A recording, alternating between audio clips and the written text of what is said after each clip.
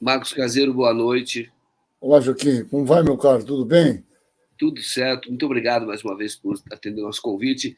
Feliz ano novo. Nós não nos É vimos. Feliz ano verdade. novo. Um feliz E ano novo para você, para sua família. Você está com a voz meio adasalada. Você está meio resfriado, Joaquim. eu tô resfriado. Isso, Eu peguei esse resfriado ontem, não é algo muito é, forte, mas você tem razão. Você observou bem. Eu estou realmente com um resfriado, é isso mesmo. é isso aí. Estou bebendo bastante água, mas está tranquilo. É isso É, aí. É isso aí.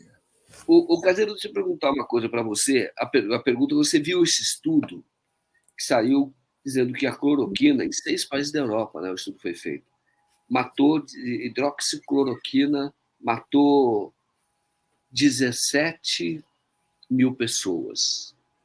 Isso lá na Europa. Era responsável pela morte de 17 mil pessoas.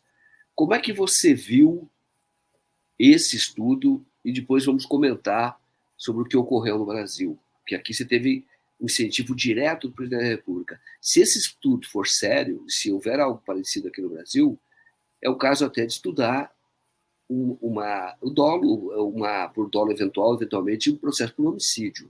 Mas passo a palavra a você. Bom, Joaquim, primeiro, realmente muito legal estar aqui falando com você. Esse é um dia super especial, né? Então, é uma honra sempre falar com você, você sabe disso, e com a nossa querida comunidade maravilhosa que está sempre aí juntos, né? Junto com essa equipe maravilhosa que são vocês aí, todos do 247, aí essa trincheira da democracia. Joaquim, eu acho que, na verdade, é muito interessante, que eu acho que essas coisas todas, elas se encontram de alguma maneira, que esse 8 de janeiro de 2023 ele não começa no dia 8 de janeiro, nem no dia 1º, né? Ele, na verdade, tem uma história. E essa história começa com tudo isso, né? Ela começa com o negacionismo absurdo à ciência, de uma forma absurda, né? Ele começa com uma irresponsabilidade de uma discussão sobre a efetividade das urnas eletrônicas, de um cara que há 28 anos está lá, foi eleito acho que 5 vezes por essas mesmas urnas, e em nenhum momento da vida propôs um projeto de lei, coisa que o valha, para, né? Em algum momento ele achou que essas urnas, quando não lhe eram satisfatórias, ela teria problema. Então, essa história começa com esse negacionismo. O grande lance, viu, Joaquim? Eu estou escrevendo com um grupo alguma coisa nesse sentido também, é que o Covid é uma doença específica que ela se presta a essa possibilidade negacionista. Isso é genial. Se nós conseguimos entender um pouquinho rapidamente o método científico, a gente consegue entender a lógica disso e ela, de alguma maneira, e cada vez mais, eu acho que isso não vem dessa capacidade desse cara, porque ele não tem isso. Isso vem de um projeto maior, de uma instrução maior.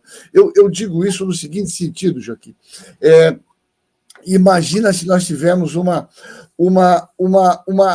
epidemia, como nós tivemos, isso aconteceu, por exemplo, com o HIV, e toda essa história que a gente viu no Covid, eu vi lá atrás, eu vi os primeiros casos de AIDS aqui no país. Então você tinha todas essas formas, mutamba, ozônio, isso é um clássico, viu, Joaquim? O problema é que o tempo essas pessoas usavam isso e morriam, porque o HIV é imperdoável, sem tratamento antirretroviral é morte. Ocorre que nós já tivemos a oportunidade de conversar aqui, isso é importante as pessoas entenderem isso. Veja, Joaquim, se nós pegarmos 100 casos de pessoas que se infectam por Covid, os dados estão mostrando isso, em torno de 1,5%, 2% de mortes. Se nós não fizermos nada com ninguém, as pessoas tomarem água, hidratar, 2 de 100 vão morrer.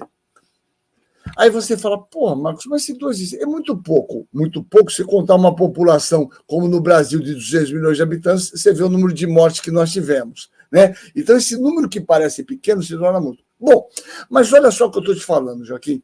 De 100, 2 morrem. tomando água, Fanta, Coca-Cola, Pepsi, o que for. Né? Então, veja só a grande questão. Se eu chego e falo assim, eu vou dar cloroquina, eu dou cloroquina para 50, 80, o cara vai melhorar, que melhoraria com ela ou sem não. O grande problema é que cria essa falsa ilusão que aquele foi o fator que motivou a melhora do cara. E não, ele melhoraria normalmente. Essa que é a farsa. Existe aquele livro daquela menina que eu tinha aqui, chama Cloroquina. O que foi vendido de cloroquina, o que esses laboratórios faturaram de cloroquina e vermectina, foi uma coisa descomunal, colossal.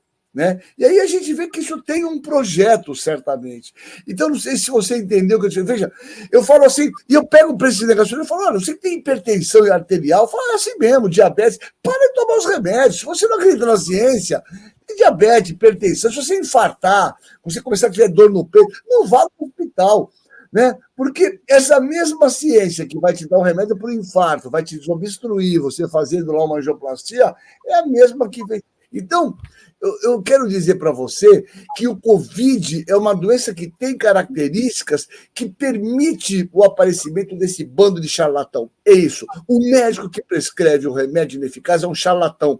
Veja, porque pior do que você dar uma coisa que não funciona é dar a esperança e a tranquilidade para uma pessoa de falar assim, eu estou tomando isso, eu estou tranquilo. E eu não vou me proteger.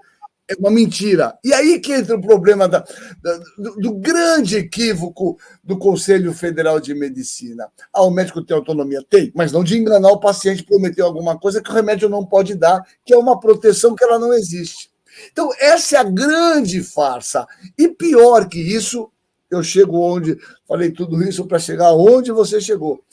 Esse medicamento que é amplamente já utilizado em medicina, né? A cloroquina vem lá da questão, uma das grandes descobertas da ciência, né? Ela tem origem, já conversamos aqui com o pó dos jesuítas que encontraram aqui com os peruanos, já usavam essa casca da chinchona, né? Da onde derivou a cloroquina, o quinino, e aí é um derivado sintético.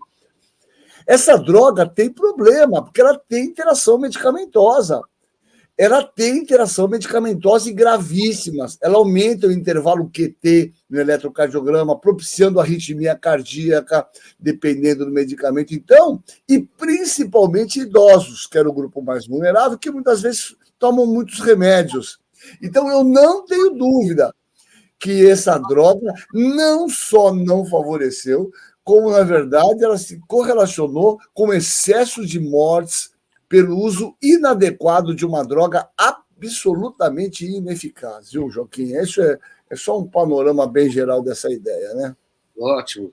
Estou dizendo o que fazer, então, em defesa da sociedade com os médicos que acabaram recomendando. Eu não digo médico até individualmente, mas aqueles que eles participaram de um movimento que para agradar o que era, na época, o regime, que era do Bolsonaro, o presidente do Conselho Federal de Medicina.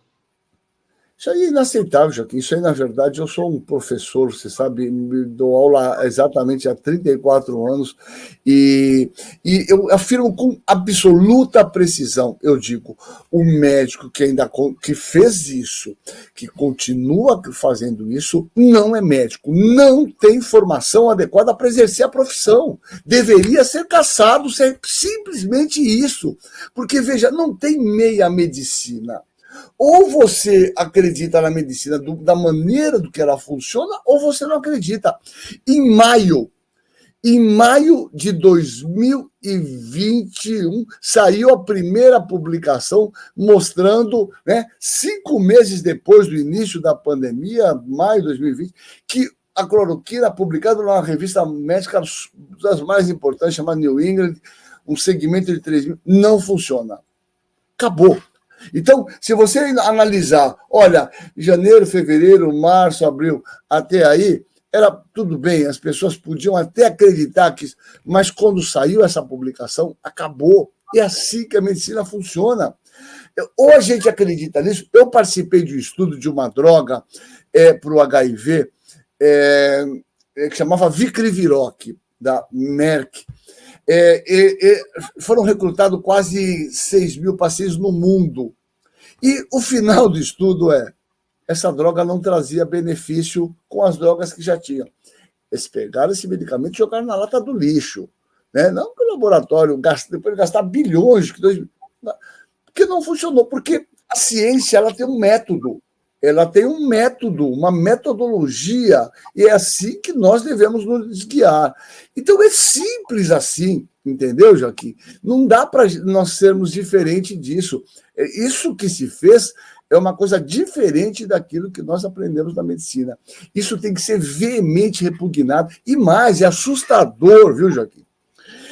Umas grandes empresas aí, que, na verdade, abriram processos graves, uma história aí contra uma advogada que entrou contra essa empresa, essa empresa médica extremamente importante em São Paulo. Eu tenho dezenas de pacientes, já mandei para você, posso mandar a hora que for.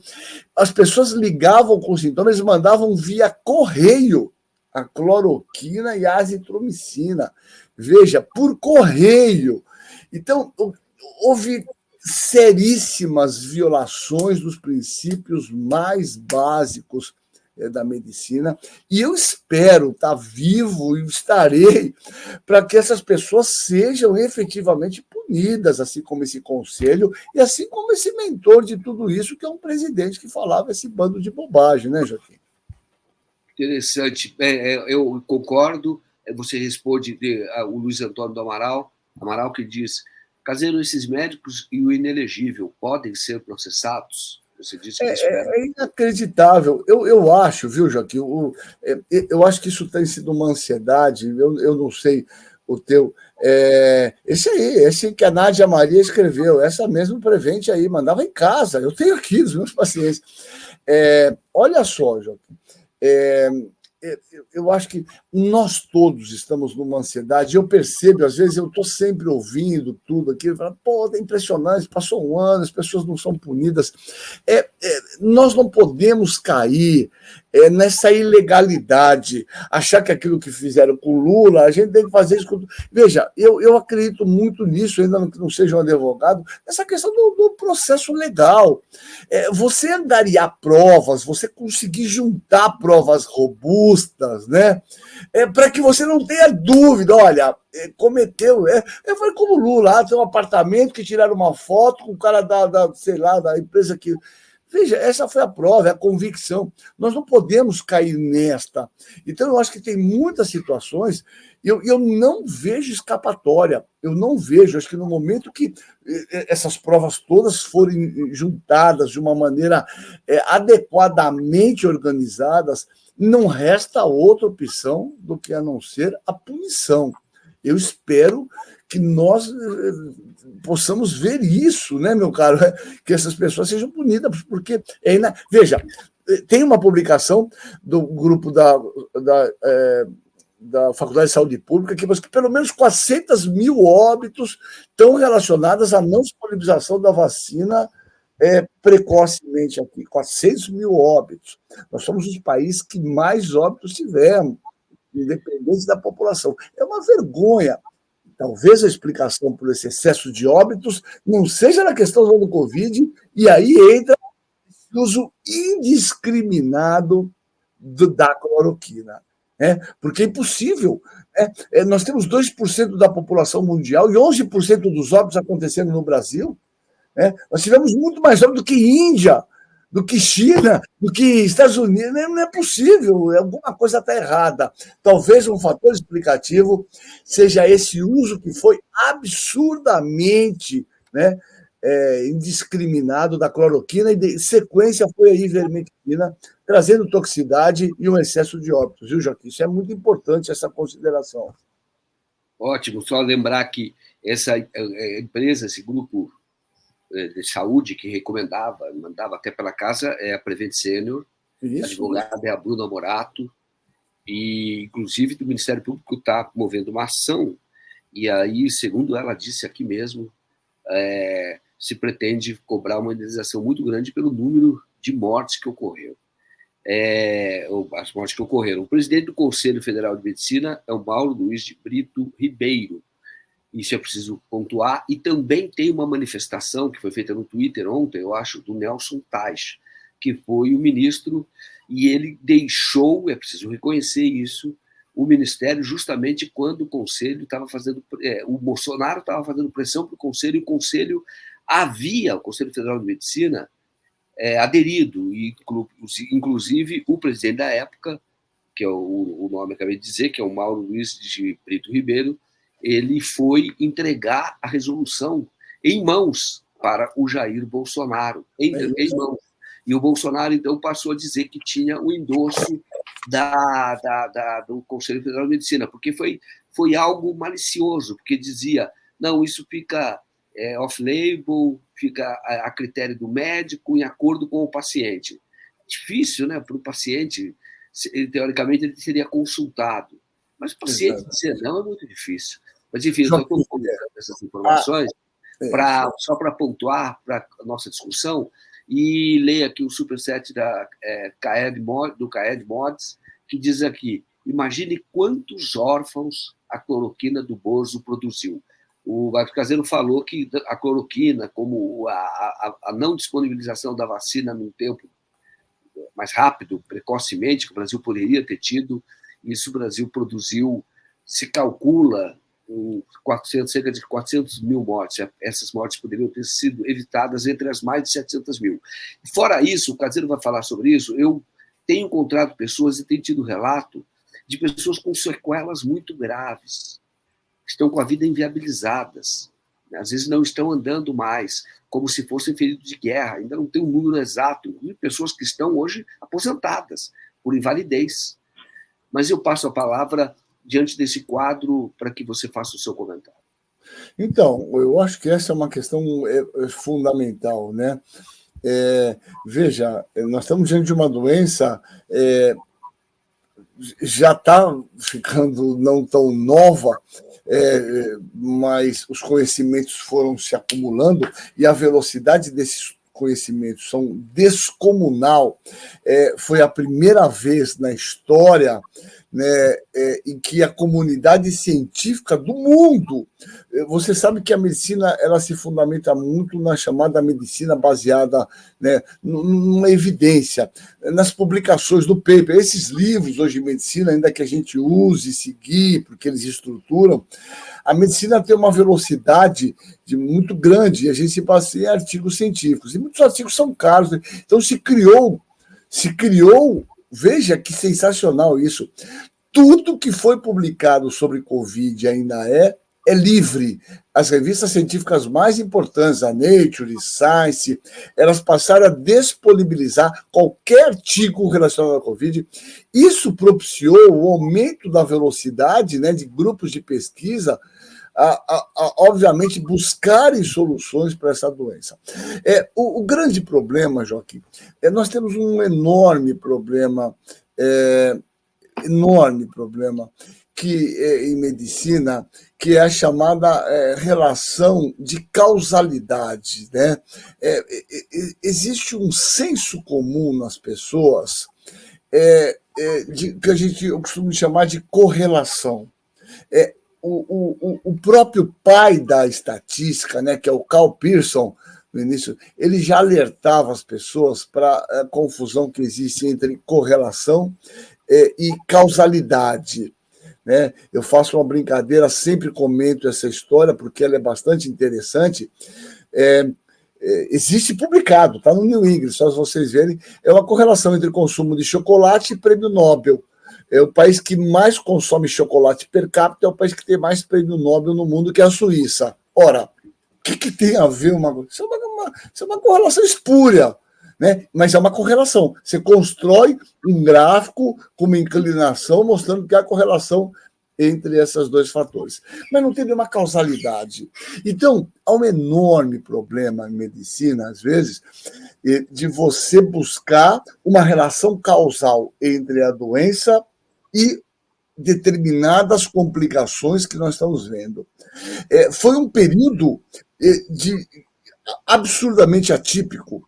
As pessoas... Eu fiquei praticamente um ano dando aula, sentado aqui, aulas teóricas, as práticas eu estava... As aulas teóricas aqui. Então, veja, nós tivemos uma situação muito atípica no mundo, onde se correlacionou sedentarismo, alterações, né, mentais, questão de possibilidade de perda de emprego, de perda de rendimento. Então, são muitas variáveis que é muito difícil você criar essa relação. O ser humano sempre busca isso. Ele fala assim, olha, lei, Joaquim, quando você vê doente, como eu fiz isso a minha vida inteira, o doente sempre busca um fator que foi o fator causal daquilo que procurei. Ele falou, doutor, no dia tal eu comi uma pizza ali, a partir daquilo minha vida não foi mais a mesma. Tá? Bom, a gente precisa tomar muito cuidado. E é isso que a gente está vivendo nesse momento, porque não tem um substrato anatomopatológico. A gente pede, peço o exame tal, o que você está tendo é devido ao Covid. Eu tenho tido muito caso de depressão, muitas pessoas deprimidas, muitas pessoas com canseira, com astenia, que de repente pode ser um outro fator de causalidade que não necessariamente esse. Agora, uma coisa não tem dúvida, isso já está documentado. É uma doença que tem, sim, repercussões graves em todos os níveis, cardiológico, sistema nervoso central. Tenho pacientes, tenho uns 6 pacientes que há mais de 2 anos não sentem um cheiro e um gosto, zero. Né? Uma está começando a melhorar agora por conta de uma mudança que a gente... Veja só, tem muitas repercussões graves, muitas. Por isso, a importância da vacina. As pessoas que tomam vacina, ainda que peguem a doença, a grande maioria não faz essa história do Covid longo, uma coisa. Então, é uma doença que o melhor é não pegar. Foi isso que a gente tentou falar o tempo inteiro, né, Joaquim? Eu não sei se foi claro essa ideia. Mas, neste momento, eu tenho um ambulatório com meus alunos de Covid longo e é muito complicado, porque, obviamente, muitas vezes você sente que não tem nenhuma correlação uma coisa com a outra, né? Mas as pessoas, de alguma maneira, fazem e atribuem a isso porque vão no médico... E o médico tem um pouco saco para falar, isso aqui é do Covid, vai procurar um infecto, vai, entendeu? Então a gente tem que tomar muito cuidado para separar essa relação de causalidade efetiva entre uma coisa e outra. Pode estar sendo exagerado isso? Eu não tenho dúvida, Joaquim. Você tem algumas doenças em medicina, eu vou te dizer um exemplo, né? Que é importante a gente entender isso, que a medicina envolve uma complexidade muito grande. Você pega doenças que você tem um substrato anatomopatológico. Você pega um cara com HIV, eu faço o exame, eu vou lá, eu faço um PCR, eu vejo HIV. Eu detecto o HIV, eu detecto ele. Então, essa relação de causalidade, eu vejo o cara infartando. Eu faço um eletro, eu vou lá, faço, né, um eletrocardiograma, eu vejo o supranivelamento de ST, colho as enzimas cardíacas, elas aumentam. Eu vou com esse cara para uma hemodinâmica, eu vejo que está entupido. Então, há um correlato anatomopatológico muito claro. Né? Agora, eu pergunto para você, algumas doenças em medicina, você não tem esse correlato anatomopatológico. Então, veja, o indivíduo está deprimido e essa depressão ele não tinha antes do Covid. Ora, será que isso não é decorrente? Mas ele, ao mesmo tempo, perdeu o emprego, ficou 6 meses dentro de casa, ficou com algumas contas sem pagar. Não sei se você está me entendendo. Então, muitas vezes, você tem conjunto de fatores que podem justificar aquela patologia. Eu digo um exemplo típico, é fibromialgia. É um diagnóstico cada vez mais comum. Qual é o substrato da fibromialgia? Nenhum. Você acaba dizendo, você tem fibromialgia, quando você descarta todas as outras possibilidades reumáticas.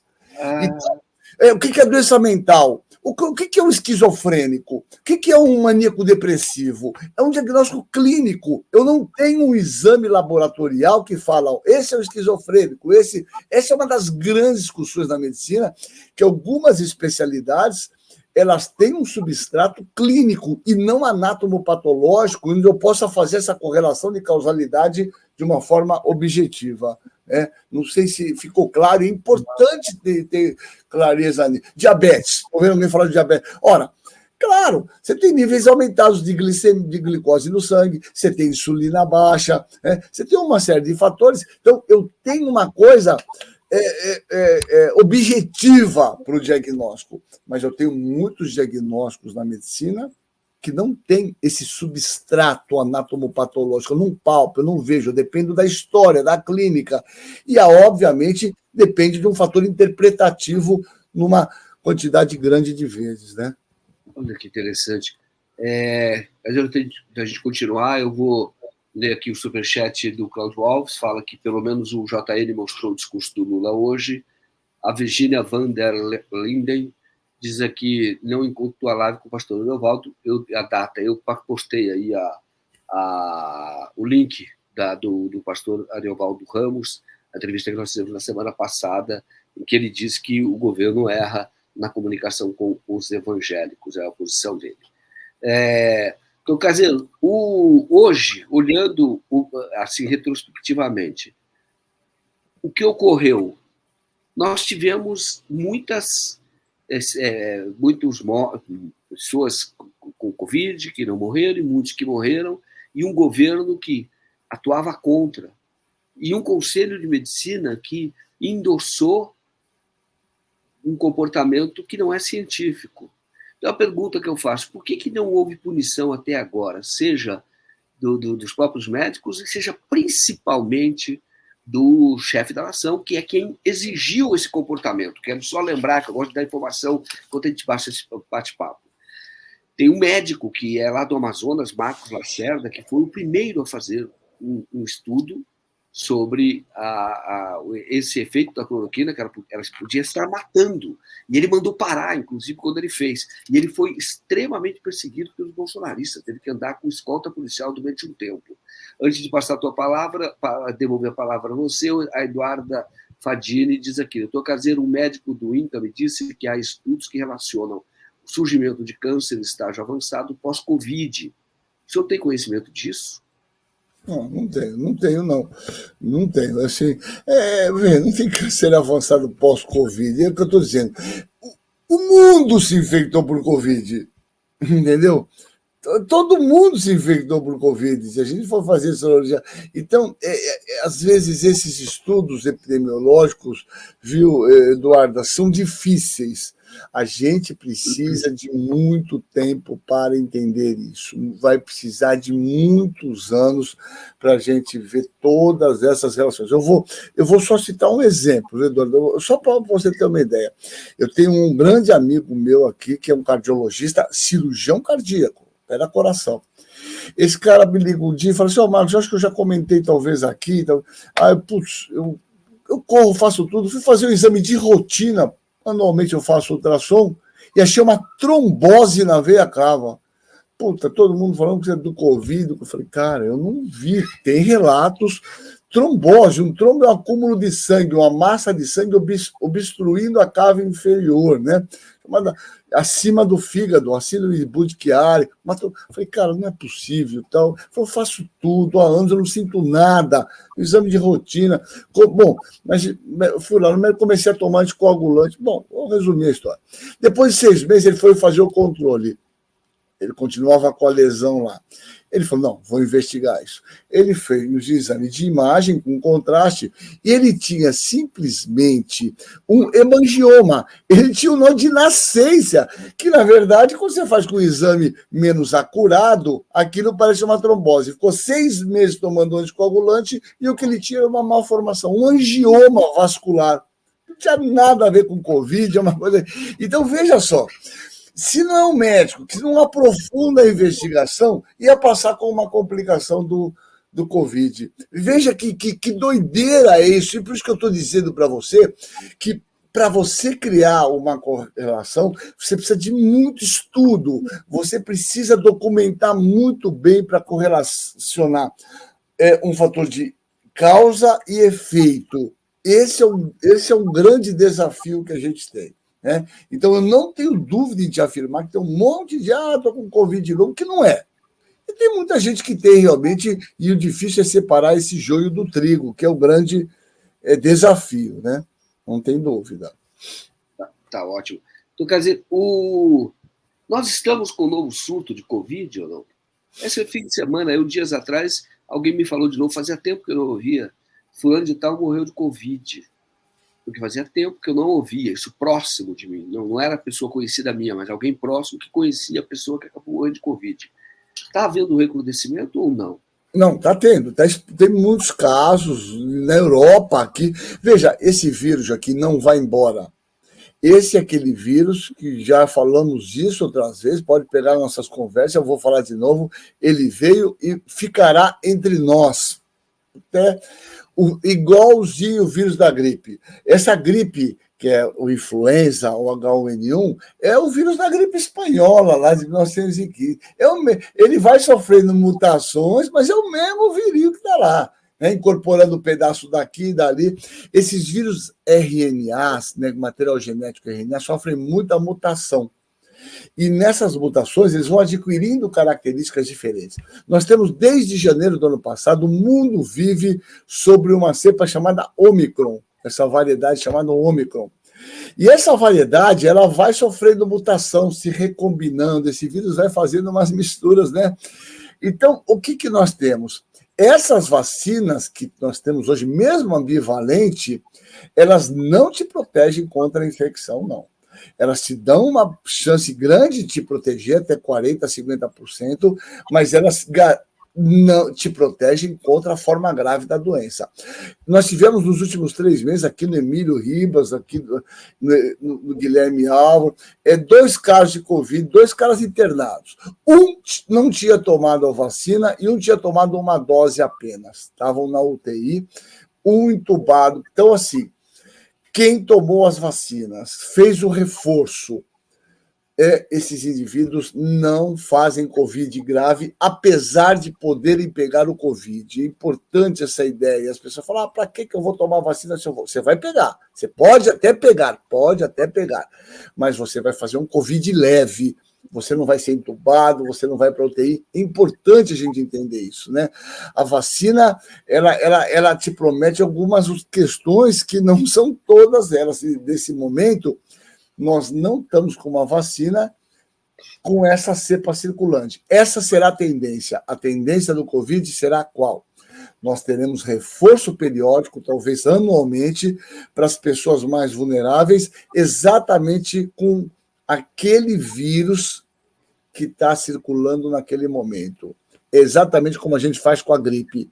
A gripe, nesse momento, as vacinas com o vírus da gripe que está circulando no hemisfério sul, a gente já sabe, o Butantan está produzindo. Então, nós vamos fazer uma vacina específica para esse vírus que está circulando. O Brasil produz, o Butantan, nosso, produz 80 milhões de doses de gripe todos os anos. Nossa, tecnologia nossa, em ovos.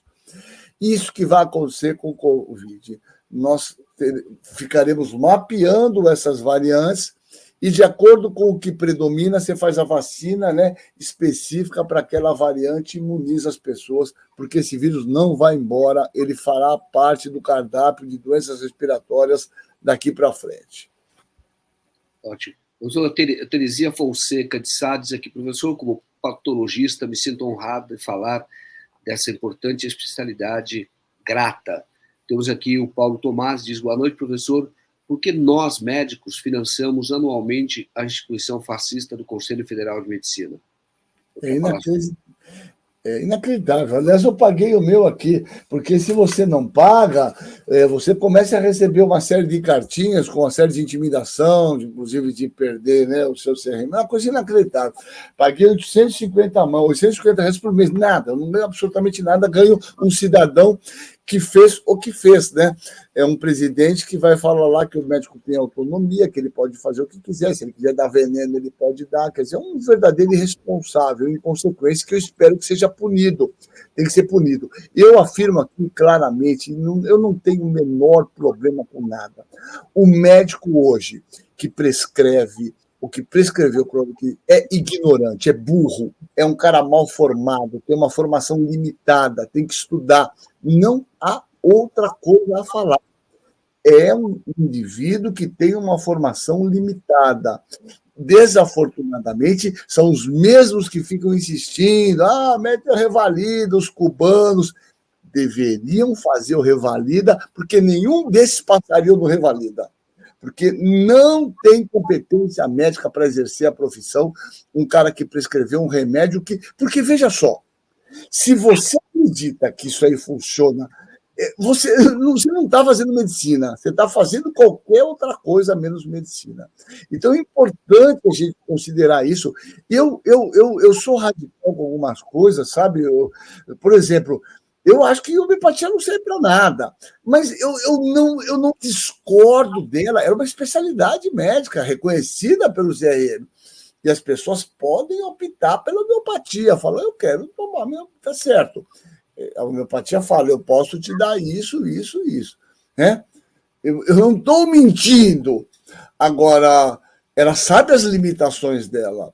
Né? Entendeu como é que é? Então, é importante a gente pôr os pingos nos is. Né? A gente ter o entendimento do que a gente pode dar a partir daquela terapêutica. Prometer uma coisa que você não pode cumprir, isso é charlatanismo. Falar, olha, você ficar tomando ivermectina, porque você não vai ter Covid grave, é uma mentira. É uma mentira. É simplesmente isso. Muito interessante, muito interessante. Eu estou lendo aqui, enquanto você está falando, levantando mais informações, o que aconteceu com aquela associação do Grupo Médicos pela Vida? Porque eles chegaram a publicar anúncios em jornal e parece que um desses anúncios foi inclusive patrocinado pelo fabricante de ivermectina, um desses anúncios. É isso aí. Você lembra desse caso? Lembro completamente, completamente. Aliás, Joaquim, esses caras, Joaquim, esse seria um belo trabalho para a gente fazer. Infelizmente, a gente trabalha tanto, mas buscar aqueles teóricos do caos, né? Porque o grande problema a grande questão que a gente vive com uma questão dessa imprensa, desses meios de comunicação, qualquer idiota falando qualquer coisa, aí de repente tem 400 mil seguidores, é isso, porque você tem cara que vão seguir o nego para esses bandos né? É muito interessante. Mas tem uma questão que me parece mais séria nisso, que é a questão específica, e aí essas coisas se juntam, da questão do Lula, da Dilma. É impressionante a destruição que foi feita por parte dessa mídia irresponsável atrás, né? Isso, eu digo, é aporofobia, é medo, é nojo, é ódio ao pobre, porque que não aceita que Lula é um dos maiores estadistas que esse país já teve, que votou. Essa é a verdade. Que acha que o Mais Médicos é uma coisa absurda, que vai tirar emprego de alguém. Essas coisas completamente desconexas. Eles têm mais ódio ao Lula por isso do que propriamente dito. Essa que é a grande realidade, viu, Joaquim? Esse é o fosso que eu tenho uma enorme dificuldade de entender como a gente vai sair. Porque eu digo aqui para os caras, quando pegam o médico, falam, puta, você é um médico, você é um cara bom demais, como é que você pode ser um cara do PT? Eu falo, meu caro, eu vou dizer uma coisa para você, só uma palavra. Você pode chegar para mim e falar, o Lula é robô, Lula... Eu não vou gastar minha energia, porque isso é ignorância, né? Ele foi preso, ele é presidiário, eu não vou gastar minha energia, né? Que ele foi julgado por 2 instâncias. Eu falei, você tem que estudar. Mas você me dizer que Bolsonaro é um cara que tem algum tipo de crédito, aí, cara, não dá para conversar. Aí a gente entra num limiar que não é possível diálogo.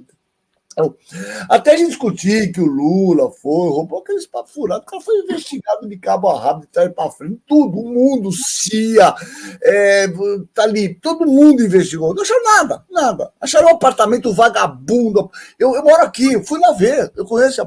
É um lixo, né? Um negócio, não que é simples como o Lula é. Mas o cara aí foi preso por uma coisa que não é nada, que não era dele, que ele provou tudo. Então. O outro vagabundo. Então, aqui, ó, leia o livro daquela menina que é a Delpiva.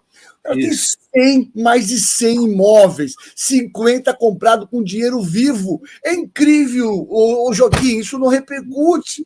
Os caras vão lá como imóvel. Quem imagina a gente, Joaquim, eu chegando lá com o dinheirinho embaixo do braço, eu quero comprar esse imóvel. 50, não é 1, não é 2. Está provado, tem as escrituras, está documentado, está publicado. né? Então, é inacreditável. Isso tem que repercutir em algum momento. E esses caras têm que enganar, não é possível. Então, voltando onde eu estava, pego o médico, quando eu falo, é isso que eu tenho para falar. Eu falo, olha, cara, você pode até achar o Lula isso, você é um idiota, você, né, acha que vai perder espaço. Estuda, cara, você não vai perder espaço para cubano. O cubano não veio ocupar espaço de ninguém. Ele veio ocupar o espaço que ninguém queria ocupar. Não esquece os cubanos, se eles são bem formados ou não, deixa o cara. Agora, você me dizer que um cidadão desse, né, um grande cara, é um líder, é um mito, aí, cara, aí realmente encerramos a conversa, porque não dá para seguir, né, Joaquim? Então, você chegou no ponto que, na verdade, tudo isso, muitos atuaram para agradar o Bolsonaro. É isso. Médicos atuaram para agradar. Era o regime, queria agradar. É puro preconceito. Como é que nasce isso de alguém que... Você pode criticar, mas eventualmente achar que o médico errou aqui ou ali, fazer alguma crítica, mas fazer medicina não é simples, não é fácil. Joaquim, a explicação disso eu te dou. Eu te dou muito simples. Joaquim, eu sou um cara simples, estou aqui na Baixada, estudei, fiz mestrado, doutorado, fiz pós-doutorado na Universidade da Califórnia, sou um profundo estudioso, tenho mais de 80 trabalhos publicados, tenho mais de 70 alunos que orientei mestrado e doutorado. Tá no meu currículo Lattes, pode olhar lá, entrar na plataforma Lattes e ver que é Marco Caseiro. E tem é abissal a minha diferença, perto de grandes pesquisadores que tem no Brasil e fora do país, eu sei minhas limitações. O que aconteceu no Covid é que tem um bando de idiota, e essa é a palavra, que não é nada na comunidade científica, nunca foi nada, que surfou. Isso vale também para os repórteres, para os advogados, que nunca foram nada e acharam uma oportunidade de aparecer. Então entrava lá uma live da mulher que propunha, olha, eu vou te desintoxicar de sessões, porque a vacina acumula metal pesado, umas coisas sem pé nem cabeça, né? E isso tem um bando de pessoas que, na verdade, tem limitação cultural e entravam nessa. Então, assim, olha, você deve estar sentindo... Olha, quem não tem uma dor no dedão? Quem não tem uma dor de cabeça? Isso é por causa da vacina, vem aqui. Então, um bando desses caras que, na verdade, nunca seriam nada, conseguir espaço, porque para conseguir espaço tem que estudar, né? Surfaram em cima disso. Isso vale um bando de jornalista absolutamente idiotizado, né? Uma formação ruim, e advogados também, né? Veja, Joaquim, nós já conversamos aqui, como é que pode um advogado ser contra o Supremo, ser a favor do fechamento do Supremo? Porra, esse cara não foi na faculdade. Quer dizer, você pode achar que tem problema lá, tal, mas fechar o Supremo, quer dizer, a própria lógica do funcionamento, né, do direito.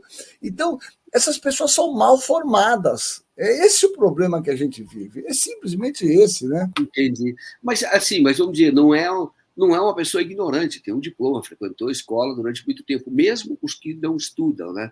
Muito. O médico deveria estar assim, qualquer profissão. Eu vou te falar, e a gente talvez, viu, Joaquim, talvez esse seja um pecado capital. Que não... Olha, eu vou te falar, o fato de ter feito uma faculdade de medicina... Bom, a gente vê Sérgio Moro, cara, né? O cara sabe escrever, ele escreve texto com S, é um analfabeto, né? Está lá na tese dele, eu tenho a tese dele, você deve ter visto lá, né? Nos agradecimentos, ele quer eu escrever esse texto com S, né? E é legal isso, eu sempre conto isso aqui, porque é muito brilhante isso, porque eu já orientei muitas teses. E é interessante que quando você acaba a tua tese no doutorado ou a sua dissertação no mestrado, você manda para um revisor. Olha que genial isso. O revisor de português, o cara olha, arruma todas aquelas bobagens, que é normal, eu erro, todos nós, eu não sou um professor de português. Mas você sempre deixa a dedicatória para o final, que você quer fazer, você vai fazer seus agradecimentos. Isso não vai para a revisão, você faz na última hora. Então, é justamente nessa dedicatória que ele mostrou que ele, né, um analfabeto total, texto, cônjuge, ele é completamente... E, se tornou um juiz. Né? O cara que foi numa entrevista com o Pedro Bial falou: puta, o que você gosta mais de ler? Biografias, tá? Fala o nome de uma que você está lendo. Não, agora você me pegou. Porra, Joaquim, até o meu cachorro fala qualquer coisa. Tô lendo a biografia do Churchill, esqueci o nome do autor, tô lendo a biografia. É um total idiota, porque assim, é um cara que não tem cultura. Então, esse é um problema. É um cara que provavelmente ficou estudando, lei aquilo para entrar, né? Aqueles cursinhos para entrar e tornar um juiz. Mas é um cara que não tem cultura geral nenhuma, nunca leu um livro, não sabe, né? Isso é uma coisa que eu tenho vivenciado. Eu tenho muitas histórias, às vezes, eu ficando velho, né? A história do Thomas Mann, que é a Montanha Mágica, que é um livro que eu acho fabuloso, que tem um pouquinho da questão da tuberculose, lá de Davos, né? Que era um sanatório de tuberculose. Pô, às vezes eu falo na faculdade, faço uma piadinha, pô, de onde vem a origem dessa palavra? Os tuberculosos têm ouvido de tuberculoso. Vem desse livro aí. Os caras não sabem o que é Thomas Mann, nunca ouviram falar nada, não sabem literatura, não sabem o que é Machado de Assis, não conhece. Então, olha, Joaquim, eu vou dizer, nós temos realmente uma questão de formação general muito limitada. Então, quando a gente vê essas lives, a gente vê as pessoas citando o livro, desafortunadamente, o que a gente tem aí no meio, umas pessoas que não lê mais, têm enormes limitações, não são burros, não, é que simplesmente tem limitações culturais de estudo, e essa é uma questão bastante importante, né? Interessante estar colocando, é a ignorância com diploma, né? É isso, Joaquim. Pô, você pega os advogados aí, Joaquim, você ouve os caras, você vê os caras falar, o cara lá, no Supremo, confundiu o príncipe de Maquiavel, né, com o Pequeno Príncipe. É isso, essa é a realidade. Nós temos aqui na Baixada Santista, é uma região que tem quase 1 milhão e 800 mil habitantes, 17 faculdades de direito.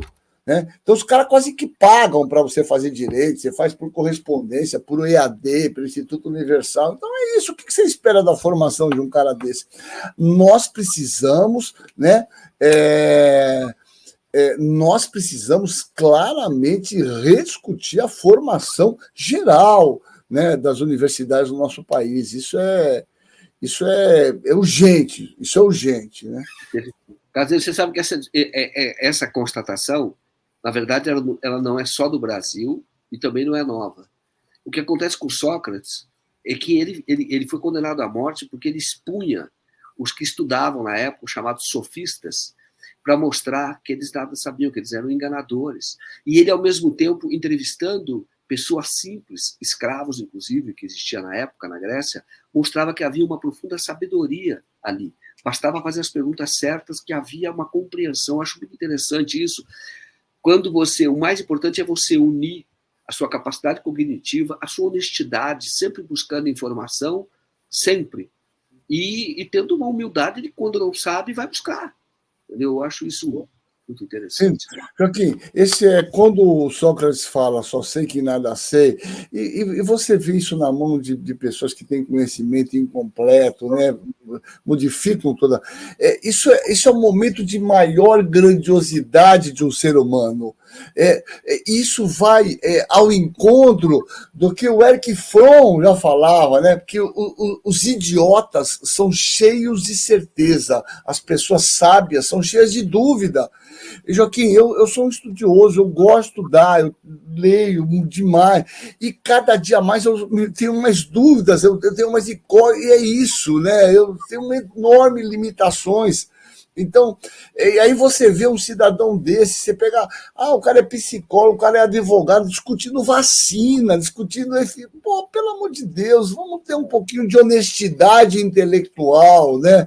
É fundamental isso, não é verdade? Interessante falar com você, muito interessante. E que a gente vê que muitas vezes a pessoa que erra é aquela que acha que sabe tudo. Aí isso aí é o Erich Fromm, né? O idiota é aquele das certezas absolutas, é impressionante. Mas veja, Joaquim, nós temos um enorme trabalho pela frente. Recentemente eu estava aqui, fui no meu sogro passar uns dias lá, português, antigo, ganhou dinheiro, não tá. Então eu falo, eu passar um filtro, não passo, porque eu não acredito que isso aí funcione. O filtro, como deixa o sol passar? Eu falei, não, funciona muito, você vê que eu não fico vermelho. Então, é difícil, né? Isso aí não funciona, eu passo um filtro solar para o sol não penetrar, como é que pode isso? Então, você tem, na verdade, uma enorme dificuldade, ainda com uma enorme massa da população. não que eu acho que isso é nosso erro, não. É que a gente acha que a gente fala aqui, às vezes, eu vejo, né? Agora vocês veem aqui, veem o Lênin, adoro ouvir o Lênin, cita um monte de livro e tal, mas as pessoas não têm, não tiveram acesso, que não leem, né? Não leem, não sabem o que é isso, não sabe. Se você fizer uma pesquisa aqui, Itapema, aqui não era, como já, Machado de Assis, quem é Shakespeare, eu rasgo o meu diploma, 80% fala, nunca ouvi falar nesses caras, né? É esse onde nós estamos, essa é a grande verdade, né? Muito bom. André Lisboa diz: Joaquim, boa noite. Você tem informações sobre as investigações de compra de ivermectina e cloroquina pelo governo Bolsonaro? O que eu posso dizer é que toda aquela conclusão da CPI não foi investigada. Muitas foram arquivadas pela Lindora e ali havia. A CPI era um caminho, ela abriu, mas tinha que ter investigação e não teve. O Paulo Tomás diz aqui: tem uma promotora de justiça do Ministério Público da Bahia que está sendo perseguida pelo CNMP por denunciar a médica Raíssa Soares, então secretária de Saúde de Porto Seguro. Na época, a Raíssa recebeu a HCQ, que é a hidroxicloroquina, né, do Bolsonaro, e benzeu a medicação em público. Essa Raíssa é uma charlatã. Essa mulher é uma ultrassonografista. Ela é uma charlatã. Se você ouve os vídeos dela, você fala assim, cara, é brincadeira. Ela deve estar brincando. Ela é uma analfabeta. Em termos de medicina, mas é isso, mas criou espaço, ganhou aí bando de seguidor, é isso. Todo dia de manhã, né? O idiota e o malandro acordam e saem de casa para trabalhar, de alguma maneira eles se encontram e fazem negócios. É isso, o mundo tem isso, tem um idiota para ouvir isso e falar, pô, legal. Esse é o grande problema, essa é a grande questão, viu, Joaquim? O Cláudio Alves diz aqui: então o problema está nas nossas universidades? Imagino que sim, né? Eu acho que sim, eu acho que a gente tem que repensar essas universidades, a formação, e eu não digo de todas, eu digo de todas, né, de direito. Veja, você tem uma associação associação de direitos né, que fala de democracia, a favor de Bolsonaro, uma coisa absurda, que não é normal isso, quer dizer, que nível de formação esses caras tiveram, né? Então, eu, sinceramente, você vê os advogados que não sabem falar, não conseguem articular as palavras, eles não conseguem ter concordância verbal, é um negócio terrível, né?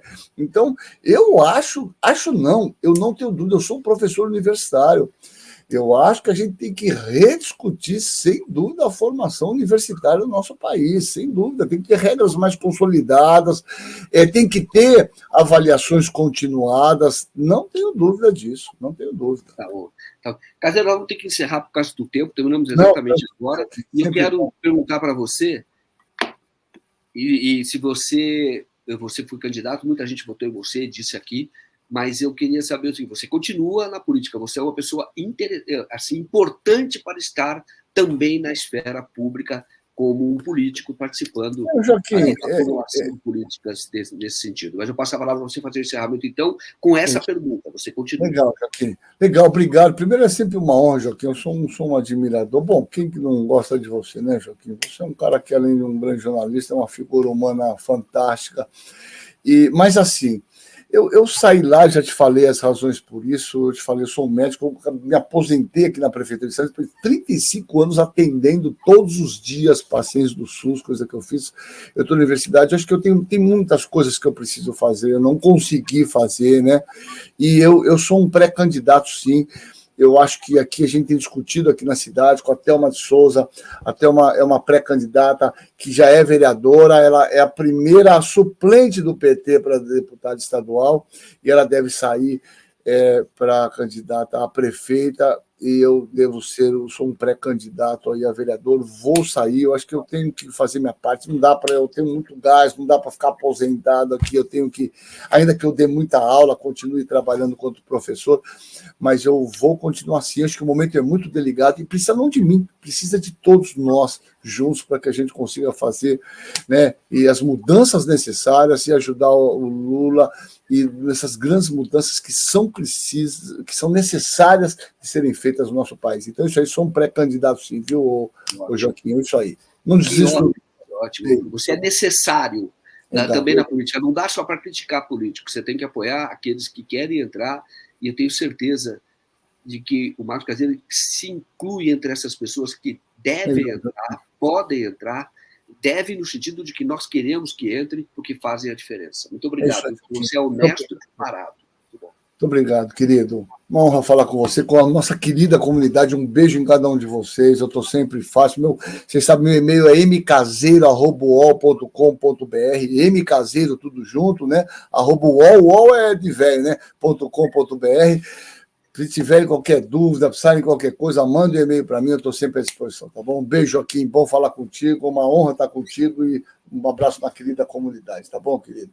Tá tudo. Boa noite para você, boa noite a todos. Tchau, tchau, Joaquim, beijo.